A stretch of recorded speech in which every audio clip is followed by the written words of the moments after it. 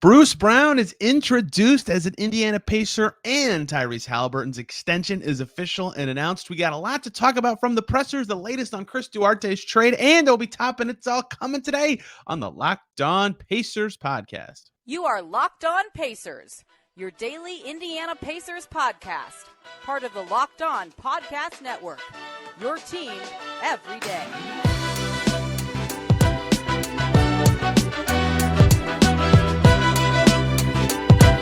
Welcome in to another edition of the Locked On Pacers podcast, where we, of course, talk about the Indiana Pacers. As always, my name's Tony East. I cover the team for Forbes and SI, and today, lots to get to on the free agency front because a lot became official yesterday, Thursday, for those of you who are not listening on Friday. On Thursday, a lot became official. Bruce Brown officially signed and introduced to the media. We got to meet him, talk to him, figure out how he became a Pacer. And then a few minutes later, Tyrese Haliburton walks up on the stage. Lo and behold, he signed his contract extension. Lots of details with both of those guys. And the Chris Duarte trade is official, so we have the official price there. Obi Toppin trade not official. We'll talk about that in the third segment.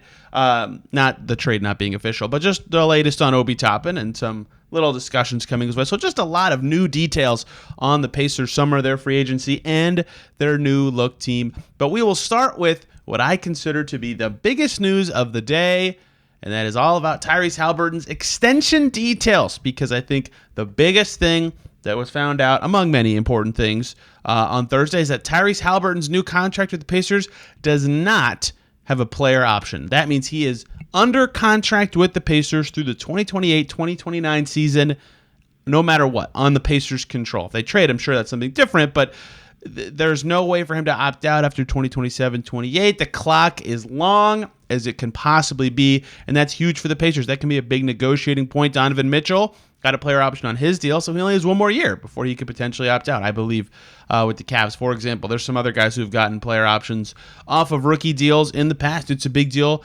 either way, and a big sticking point in negotiations. Haliburton, no player option. That's humongous for the Pacers, who can now have him as long as possible, and that's also significant because the Pacers got him on his rookie contract, meaning that he would be eligible for designated veteran extensions in the future. So if he makes All-NBA after being in the league for 7 years and he's still with the Pacers, they could extend him on that 35% max early, and they're the only team in the league that would be able to do that. Now, they would have been able to do that if this extension was shorter too, but now there's more years in which he's under contract with the Pacers in which he could become eligible for said extension, and they would have the upper hand in keeping him again. Kevin Pritchard jokingly joked about keeping him for 15 years during the presser, but having him for now the next 6 seasons under contract, that's unheard of in the NBA these days, and a significant win for the Pacers in these negotiations. Now, to get that done, I'm told, I guess I don't know that these are related, but I imagine they are.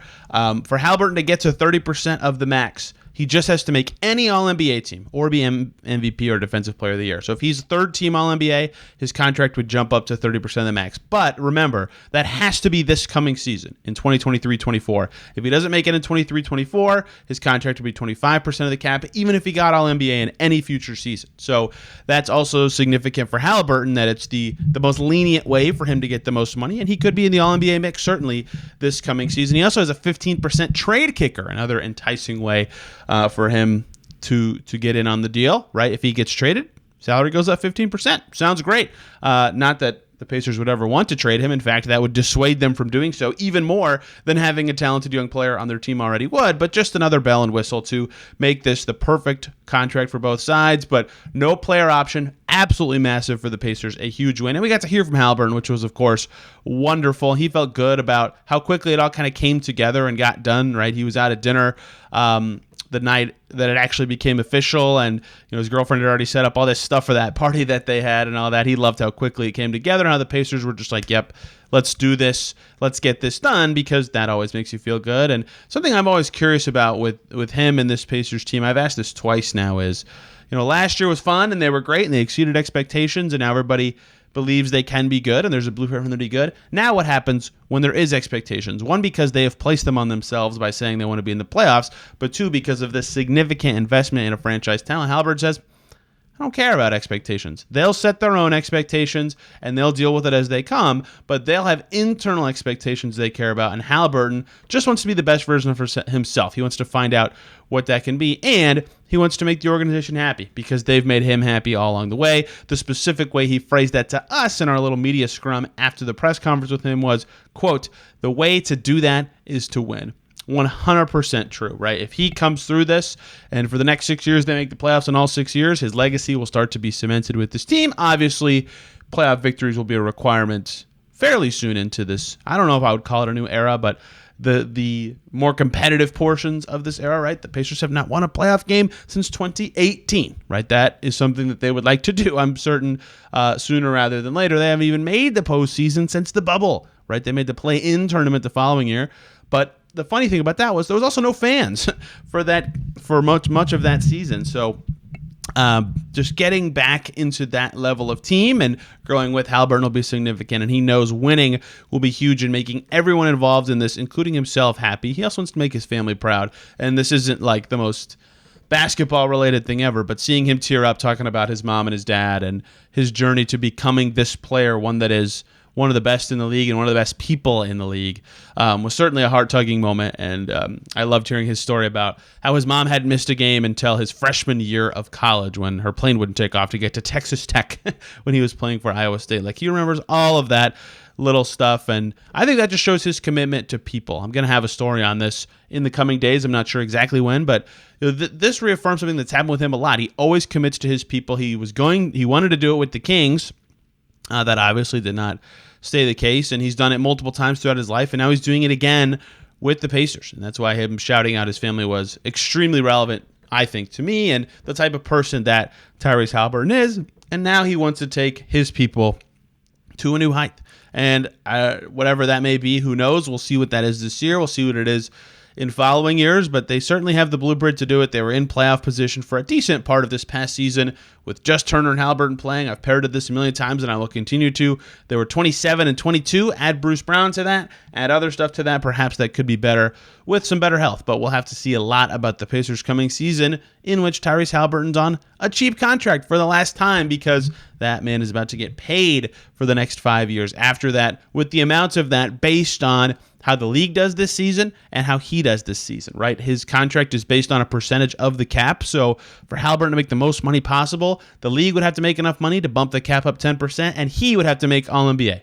Two things that I think are very possible given how he plays and how the NBA is trending, but perfect guy to receive a contract like this in terms of being a good player and a good person. Quite frankly, a no-brainer for everyone. That's why I think it got done so quick, even over a quick dinner conversation. And now, as I've said, the next steps for the Pacers are building around him and with him, and how fitting that Tyrese Haliburton is a partner with the franchise. So building around him, he's involved in that.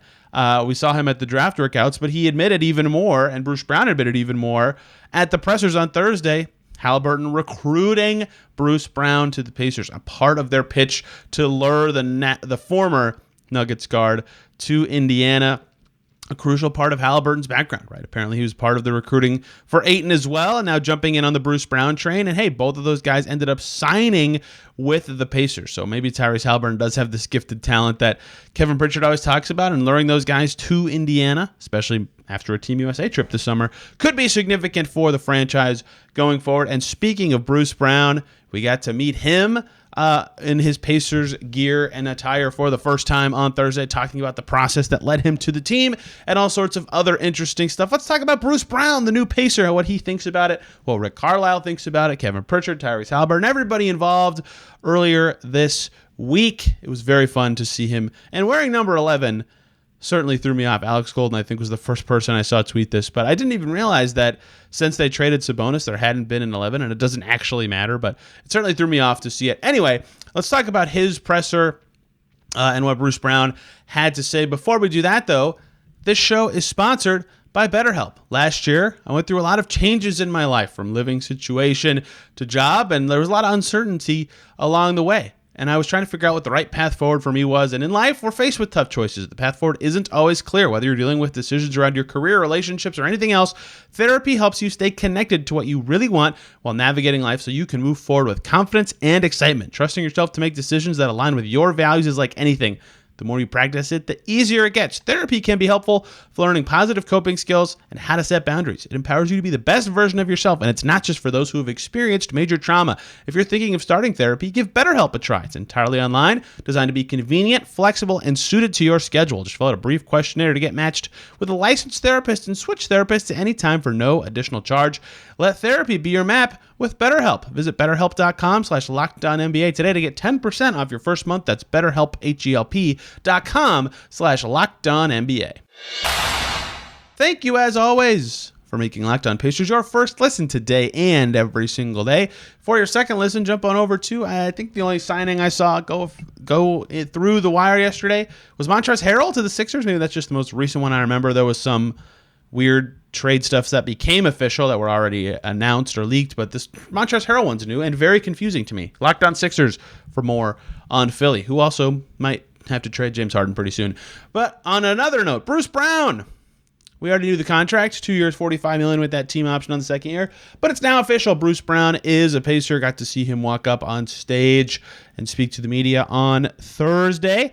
And it was cool to hear kind of how his process went through free agency beyond that Haliburton recruiting part, which I think was really interesting because it's all kind of came together really quick, right? Like if you were on the internet when free agency started at 6 p.m. on the 30th, some people already had, like Alex Golden already had up that a source told him that Bruce Brown had agreed with the Pacers, and I thought that he had a couple of meetings lined up for early in free agency, what you consider a meeting now. It's so fast, right? It's not like you're sitting in a conference room and going through a PowerPoint, but either way, it was a quick process, and Brown detailed that pretty early on, that timing, Tyrese Haliburton called him with a nice recruiting pitch, and Haliburton was saying things like, yeah, here's how I think you'd fit with our team. Here's what's awesome about our team in terms of the transition play. It's really fun, and we'd fit well together. And Brown cut him off in the middle of it, and he said, dude, I get it. I'm going to fit there. I think it'd be a great fit. And Haliburton said, all right, bet. And that was that. And Brown did, of course, actually have his meeting, such a funny word for this, with the Pacers. And then it was like 6:15 that it got out that he had agreed to terms with the Pacers. So a quick recruitment, Haliburton jumping in was being significant. The only team Brown said he met with prior to the Pacers, I keep cracking up at myself saying met with, was the Knicks, who only had the mid-level exception to offer. Dante DiVincenzo took that money from them, and it was 4 years, $50 million, right? Brown could get close to that in 2 years if his team option gets picked up next year, right? No-brainer for him to make that all happen. So the Knicks part goes right past them, comes to the Pacers, thinks he fits well with the team. They offer him the money he wants. It all just comes together so quickly. And the contract also, of course, is a big factor here. But I thought this was interesting. Like, yeah, it's a team option, but what if that's motivating? What if Bruce Brown comes to the Pacers, similar to the Nuggets last year, although it was a player option there, and says, this is a contract year. I could be a free agent again next year if I stink. Perhaps that's motivating. And he just said, no, I'm not really wired that way. Like, he's just kind of going to play hard and be motivated anyway. And I believe that because he's played that way his whole career, but he did say it could be a motivating thing, even though he'll be grinding with this team no matter what. Now, when I asked him specifically, where do you feel like you fit best with this team, he jumped right to defense, right? That was the first thing he said. He said, defense, I'm a defender. That's how I got in the league. That's how I've played a lot in the league. So I'm just going to come in and help guard the best offensive player. And I think that is, of course, one of his biggest fits with the team.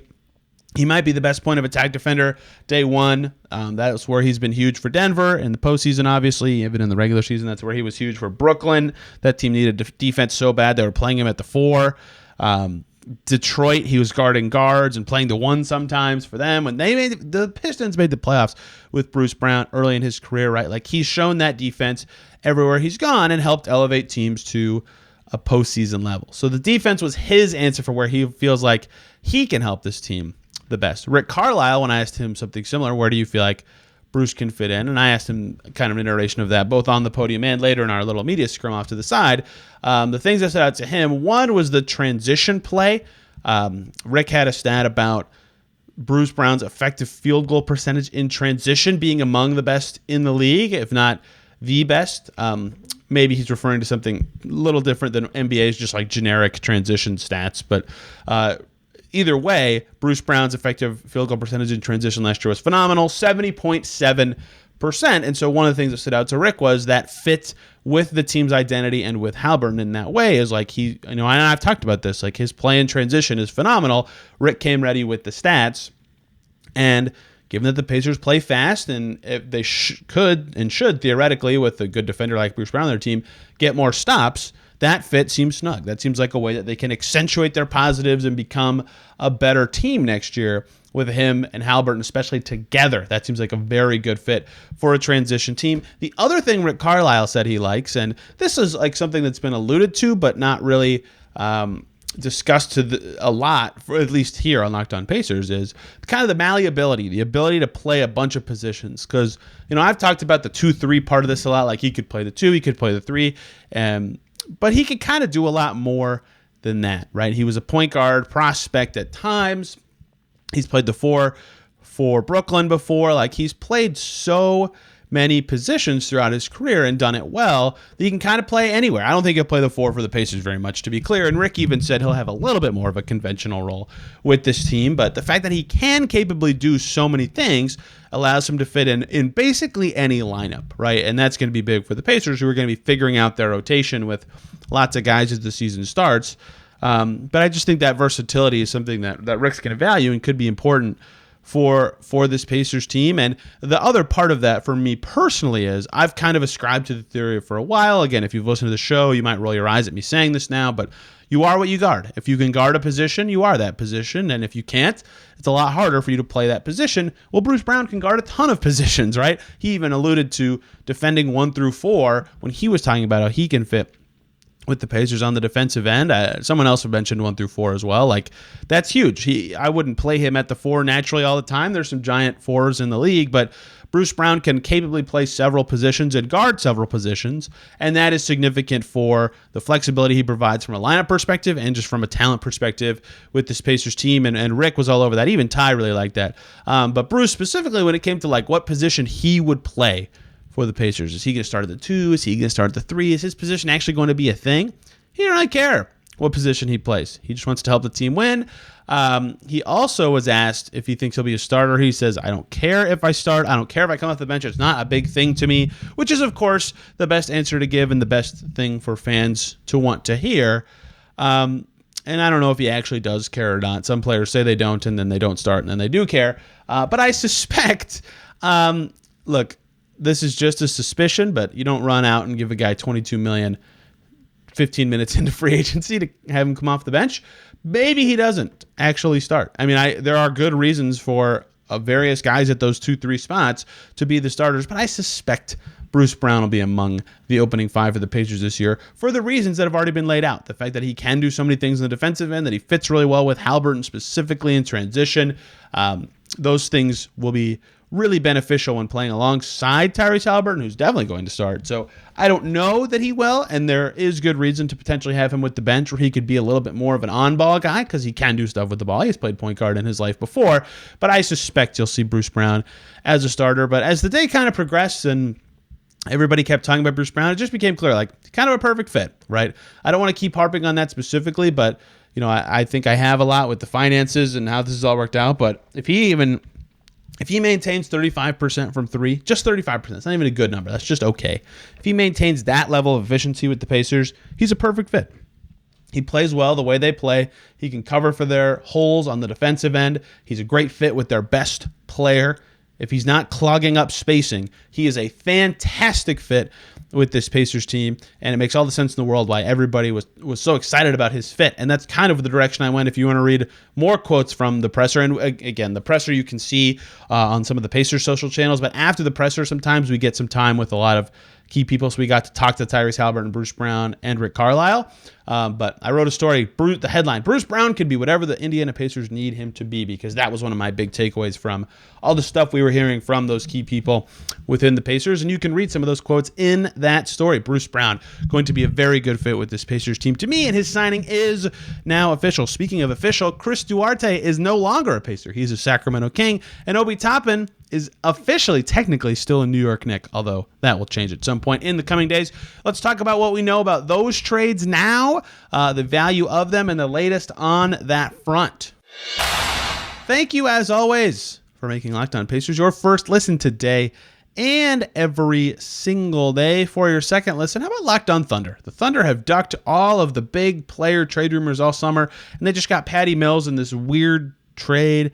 That's a good one. Locked On Spurs, they just got Reggie Bullock in a fun trade. Grant Williams is a Mav. That's a fun one. There's any Locked On NBA team pod is going to be fun in the early portions of free agency. Speaking of free agency, let's close out today's show with two moves the Pacers have made that were trades instead of free agency during the free agency period. We'll start with the guy coming in that has a lot more fan interest right now, and that's Obi Toppin, who still is not technically a Pacer. That trade has not been announced yet. Don't even think about that. It's just how this works. There's no reason for it to happen right away. The Knicks have their own stuff to think about and get in the right order. It's going to happen. It's fine. But it hasn't happened yet, so we haven't met Obi Toppin. I can't say anything about him specifically. We did find out. Thank you, Dustin Dopirak, for getting this out there from the Indy Star. Dustin did a killer job yesterday. The Pacers trade for Toppin was they are sending the least favorable of the 2028 second-round picks that they have, which is their own and the Suns' second-rounder. And they're also sending the least favorable of the Pacers and Wizards' 2029 second-rounders to get Obi Toppin. So the least favorable means the worst, right? If the Pacers pick in 2028 is 40 and the Suns is 45, 45 is the one that goes. So the Knicks and the Pacers keep 40. So that's great business to me. I mean, two worst of second rounders. I already have said this. Even if you're not high on Toppin and you don't necessarily think he's a long-term fit with the Pacers, at this price, it's a great trade, right? Even just as a flyer for a year, if he's terrible, you gave up already a low amount. The fact that it's worst of seconds this far out is really good business by the Pacers because they can now also trade the best of second in that package in a different trade. Like, that's good business. And I get why the Knicks did it. Obi wasn't going to play for them. They needed to clear up the tiniest bit of money to be able to sign DiVincenzo and stay at the tax. That's all great. But this is just fantastic value for the Pacers, and once we meet Obi Toppin, I'm excited to learn more and talk more about him. But from a trade perspective, that's great work from the Pacers front office. And another little tidbit, if you'll let me, I've seen this take a lot today. Oh, well, they got 2 seconds for Chris, and they traded 2 for Obi. So they effectively traded Chris for Obi. No. The seconds they got for Chris are good seconds. The seconds they sent for Obi are bad seconds. So already I disagree with that premise. But here's a premise I would like to put in fans' heads. The Suns second rounder in 2028 and the Wizards second rounder in 2029. Those seconds were both acquired in the Jarris Walker draft night trade with the Wizards. That's the 2 seconds the Pacers got to move back from 7 to 8. So at worst, let's say the Pacers are terrible in 2028 and 2029. And so they end up sending the Suns and Wizards seconds to the Knicks. That means in the worst case scenario where the Pacers are terrible 6 years from now, they still effectively traded the 7th pick for Jarris Walker and Obi Toppin, which is a player they wanted anyway, and they get Obi Toppin on top of it. And if in just one of those years their pick is actually the worst one, then they got even more plus value out of that trade. So that's how I'm going to view it is effectively the Pacers traded their 7th pick for the 8th pick and Obi Toppin. And that's the worst case scenario for that trade. In theory, and in likelihood, it will be better than that, especially given where the Suns are right now. So that's just fantastic value for a guy like Obi Toppin. And look, the tricky part of these pressers is the moratorium is over now, so players can talk about their teams and the signings and all that are official. The Obi trade was not official, so no one could say his name. I won't say who did, but one person accidentally slipped up and said his name and then jokingly was like, oh, I can't talk about that yet. But like, it's like this elephant in the room of like, everybody knows, but it's not official. So there was like a little bit of alluding to him at the pressers, I'll say. A lot of talk about his transition game, similarly to Bruce Brown, ironically, his transition play and stats in transition were brought up, which, again, could make him a great fit. And that was alluded to a few times, actually. So that's, of course, an alluring thing about him and what he could be. And, again, per my knowledge, and I'm almost certain this is the case, there's no hiccups. Just hasn't happened yet. I'd assume it happens Friday, Saturday, whatever. And Obi Toppin will be on the Pacers, and maybe we'll have a presser after Summer League. Who knows? But there's going to be a lot of logistical hurdles to having it extremely soon from a transactions perspective. We'll see when Obi officially becomes a Pacer, but that trade is just fantastic value. And speaking of value, Chris Duarte trade also, this one is official, unlike the Obi Toppin trade. I almost just said also official, even though the Obi one isn't.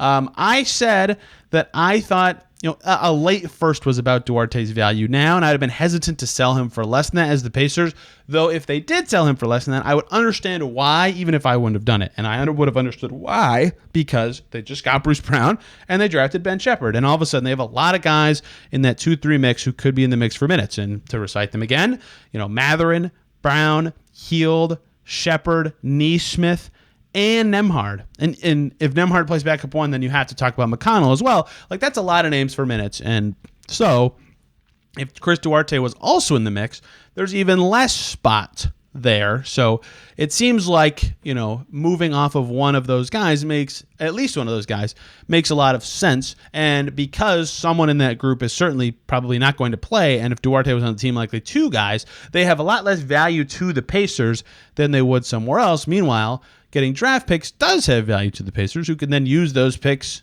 at some point in the future to get something that does fit their team or does make sense for their roster. So, while I don't know if this is like exact value, it is for the Pacers probably roughly exact value. So we did get details on this one.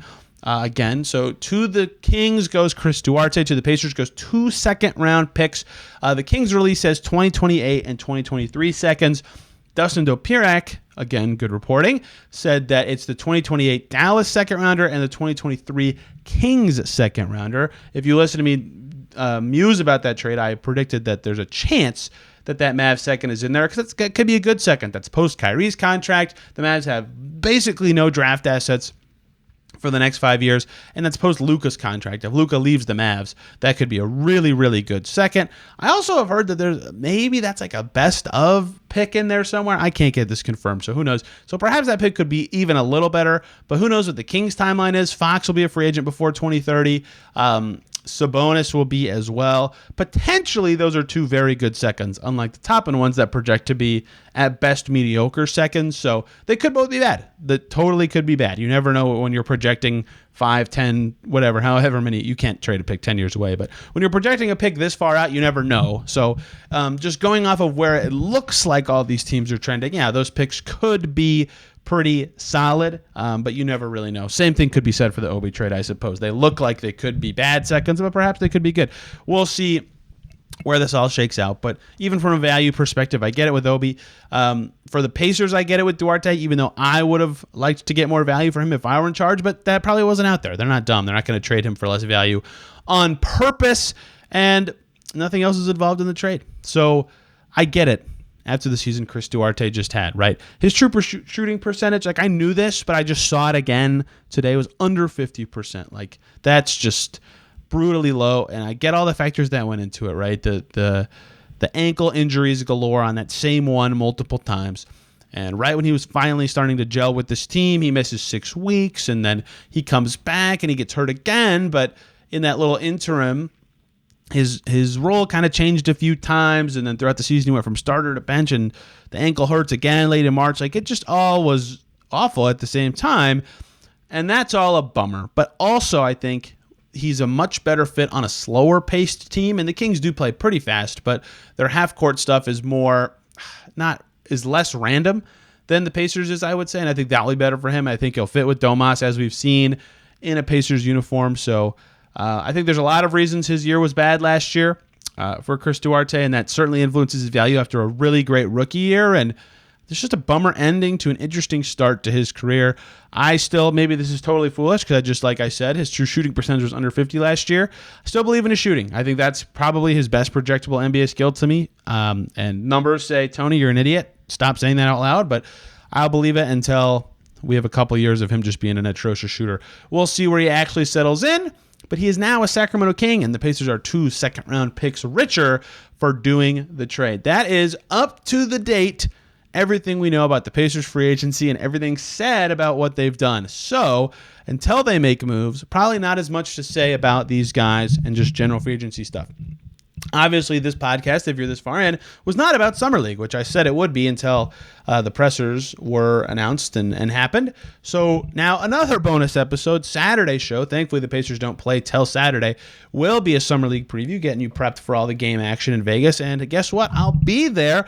And guess what? My credential is kind of through Locked On, which is great. So on YouTube, you might get some bonus video content from the newest Pacers out in Vegas. Really looking forward to being out there and seeing this younger team play. And then next week, we'll blend in some Summer League discussion with some free agency discussion and talk about what the Pacers could still do this summer. And there's still a lot to get to. The offseason is still technically young, even though it's been basically a week now. Thank you guys for sticking around and listening to all these shows. After tomorrow's show, we'll be at 19 and 21 days, which is quite the run here for Locked On Pacers, enjoying every second of it and really liking interacting with everybody who's got a lot of opinions about the team and free agency. It's a very fun time for everybody. Back tomorrow talking Summer League, which is one of my favorite times of the year. Low expectation, low stakes basketball with actual pros is as fun as it gets. I can't wait. And we'll have it all for you tomorrow. Thank you all a ton for listening. Have a fantastic weekend. We will see you soon.